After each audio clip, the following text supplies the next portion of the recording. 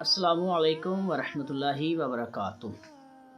سوال یہ ہوتا ہے کہ اگر کسی نے 4 رکعت والی فرض نماز میں تیسری اور چوتھی رکعت میں سورت ملا لی جو کہ ملانا واجب نہیں تھا تو پھر کیا حکم ہوگا؟ آیا اس پر سجدہ سہو واجب ہوگا یا نہیں ہوگا؟ اس کا حکم ارشاد فرما دیجیے۔ تو اگر کسی نے تیسری اور چوتھی رکعت میں سورت ملا لی تو اس کے منفرد حکم ہے۔ اس کو 2 تقسیم کر لیں کہ اگر اکیلا پڑھ رہا ہے تو اس کا اور حکم ہے، اور اگر کوئی جماعت کروا رہا ہے تو اس کا کوئی اور حکم ہے۔ اکیلا نماز پڑھ رہا ہے تو اس کے لیے مستحب یہ ہے کہ وہ تیسری اور چوتھی رکعت میں سورت ملا لے، لیکن ملانا واجب نہیں ہے۔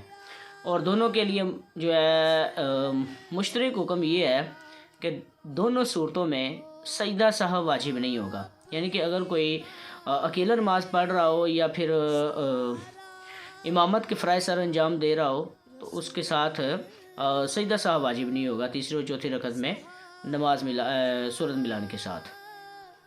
لیکن اگر کوئی امام ہے تو اس کے لیے بہتر یہ ہے کہ وہ تیسری اور چوتھی رکعت میں سورت نہ ملائے۔ اس کی وجہ یہ ہے کہ عموماً اس سے جو ہے وہ مقتدیوں کو گراں گزرتا ہے، ان کے لیے یہ دشواری ہوتی ہے، تو اجزائے مسلم کے تحت جو ہے وہ اس کے لیے یہ فعل جو ہے وہ مکروہ تحریمی ہوگا۔ لیکن اگر گراں بھی نہیں گزرتا تو پھر بھی علماء نے اسے مکروہ تنزیہی لیا ہے، تو اس لیے بچنا بہتر ہے۔ واللہ اعلم ورسولہ اعلم۔